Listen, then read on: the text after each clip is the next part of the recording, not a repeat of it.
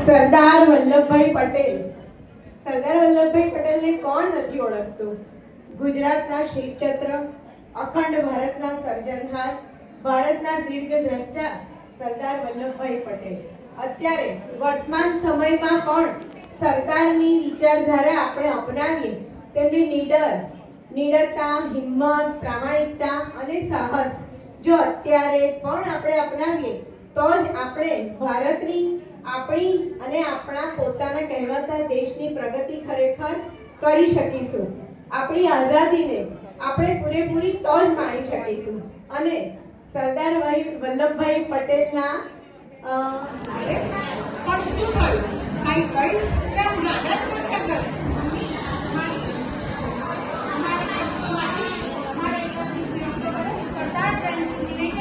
મને સ્પીચ આપવાનું કીધું છે અને જો મારી કંપનીમાં મારી બોસને મારી સ્પીચ પસંદ આવશે ને તો મને પ્રમોશન આપવાનું પણ કહ્યું છે અને હું આ પ્રમોશન મેળવીને જ રહીશ. મારો ભાઈ હવે શું કરશે? હવે भाई सरदार की किताबें पढ़ेगा क्योंकि पढ़ेगा इंडिया तभी तो बढ़ेगा इंडिया. એમ નવરહાટમાં મારો જાણી સારી સહેલીના ઘરે પ્રવેશ કરવા. અરે જતી હોય તો જાણે ચીપડી ચૂપચાપ. મમ્મી ભાઈને કોને મારી ચીપડી નાખી છે? રાજુ, હા મમ્મી. ચાલ ચાલ તું હાથમાં મોડું કહી લે, હું તારા માટે જમવાનું બેસું છું. હા મમ્મી, તમે મને જમવાનું આપી દો પછી હું રૂમમાં જઈને મારા સરદાર સાહેબને વાંચીશ.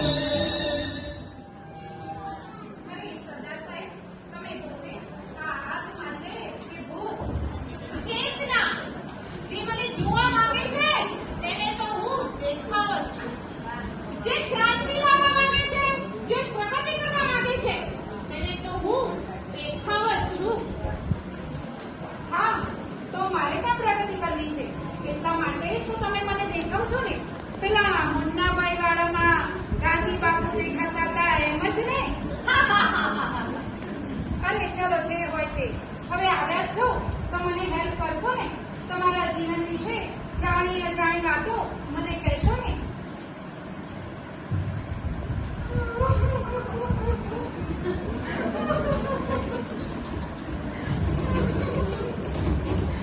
અરે દિશા બેટા, શું થયું?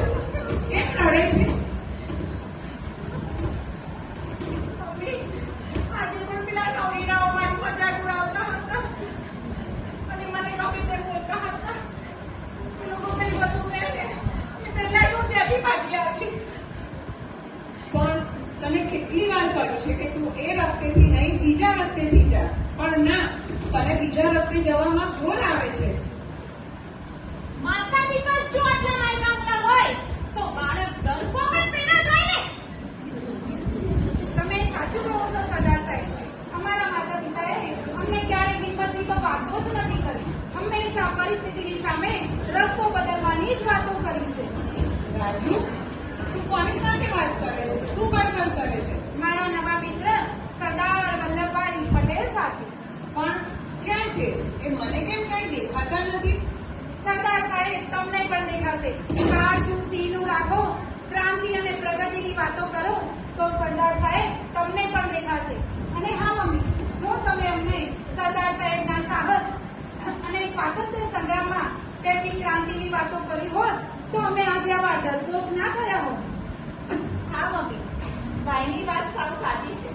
જો તમે અમને પરિસ્થિતિનો સામનો કરવાની હિંમત આપી હોત, તે પ્રેરણા આપી હોત કે અમે તેની સામે લડીએ કે જીતી શકીએ, તો અમે આવા માહિતી ના થયા હોત. સાચી વાત છે બેટા તમારી. પણ અમે તમને ક્યારેય કશું કોઈ શીખવ્યું જ નથી. એ અમારી ભૂલ હતી અને હવે એ અમારી ભૂલ મને સમજાય છે અને હવે મને પણ સરદાર દેખાય છે. હા મમ્મી, હવે મને પણ સરદાર દેખાય છે. તમારું સારા માણું તમારા પર જ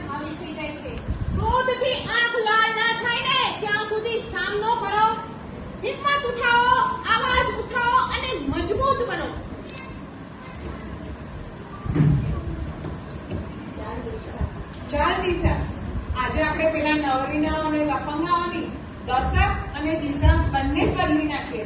લાવ ધોકો અને વેઠાણ. ચાલો મમ્મી.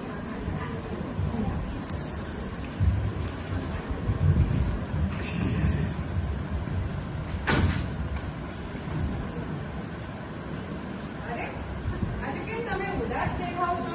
શું થયું? આજે પાછળ બેઠેલ આપણે કાકાને દીકરાને લાગ્યો છે. તમને ખબર છે એ મારે જીવનનો ડ્રીમ પ્રોજેક્ટ હતો. પણ હવે તું જો, હું કાલે પહેલા જઈને આ પ્રોજેક્ટ પહેલા જ પૈસા ખવડાવીને કેન્સલ કરાવી નાખું ને તો મારું નામ ઘનશ્યામ નથી. આવી જ રીતના નાદ પ્રવાહના ટાંટિયા ખેંચવા કરતા તો હાથ ખેંચો તો જ સમાજ ઉપર આવશે. ભ્રષ્ટાચાર એ આઝાદ સમાજનું સૌથી મોટું દૂષણ છે. તેને દૂર કરવા માટે આપણે આપણી જાતને બદલવી જ પડશે અને તો જ ભારત પ્રગતિ કરશે. સાચું કહો છો સરદાર સાહેબ. હું તો પહેલાથી જ પપ્પાને કહેતો હતો કે જો તમે બે ભાઈઓ સાથે મળીને જોઈન્ટ વેન્ચર તરીકે આ ટેન્ડર ભર્યું હોત ને તો આજે આ જોવાનો સમય ના આવ્યો હોત અને મારે પણ આવી રીતે બીજાની કંપનીમાં નોકરી ના કરવી પડી હોત. અરે તમે લોકો પહેલી બાજુ જોઈને કોના સાથે વાતો કરો છો? આપણે જેના અંશજના વંશજ છીએ એવા આપણા સરદાર વલ્લભભાઈ પટેલ સાથે. પણ ક્યાં છે સરદાર સાહેબ? મને કેમ નથી દેખાતા? પપ્પા, તમને ખબર છે સરદાર સાહેબે જો 565 રજવાડાઓને ભેગા કરી ભારત એક અખંડ ભારત જો ન બનાવ્યું હોત ને તો આજે કાશ્મીરથી કેરલા અને સુરતથી સિક્કિમ જવું હોત ને તો આપણે વિઝા લેવા પડત. ખરું ને? આજ તો એકતાનું પ્રતીક છે. આ વાત મને સમજાઈ ગઈ છે. એટલે મને સરદાર દેખાય છે. શું તમને સરદાર દેખાય છે? હા, હવે મને પણ સરદાર દેખાય છે. ભારતના જે યુવાનોને અમે લીડર અને વિનર જોવા માંગતા હતા ને તે આજે માય બંગલા બનીને ઘરમાં બેઠેલા છે. તો કોઈ પક્ષ અને પાર્ટીના ભાગલા પાડી રહ્યું છે, તો કોઈ વ્યસન અને દૂષણમાં વ્યસ્ત છે, કોઈ મોબાઈલમાં ગેમ રમી રહ્યું છે, તો કોઈ સોશિયલ મીડિયા પર ધૂતું મેમી કરી રહ્યું છે. આ માટે અપાવી હતી આઝાદી આ માટે અપાવી હતી. આ બધું જોતા તો મને ખૂબ જ દુઃખ થાય છે.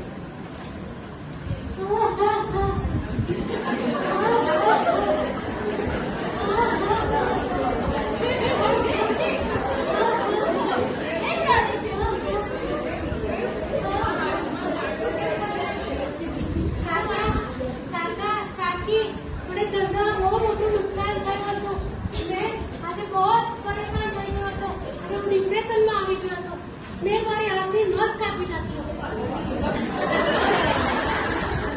તમને ખબર છે સ્વતંત્ર ભારતના કેટલા લોકોએ પોતાની લીડરતાથી સામનો કર્યો છે? તમને થોડું નુકસાન થાય એટલે તમારે તમારા હાથની નસ કાપી નાખવાની, ડિપ્રેશનમાં આવી જવાનું. આ માટે અમે એટલું નથી કહેતા કે તમે લોખંડી પુરુષ બનો.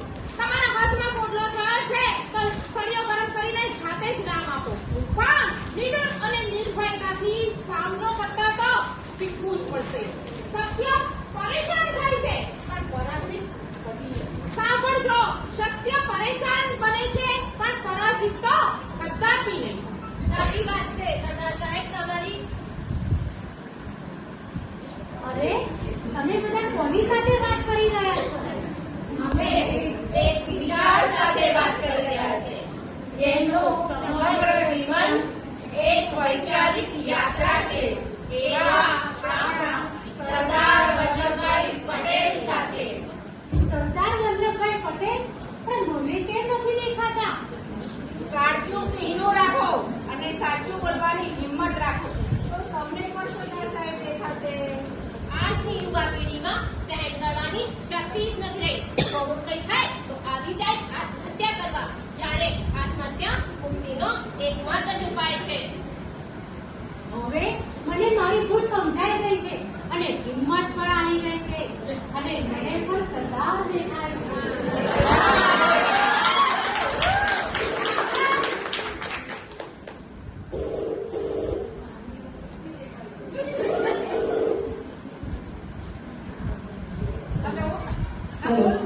હા બોલ માન્યા.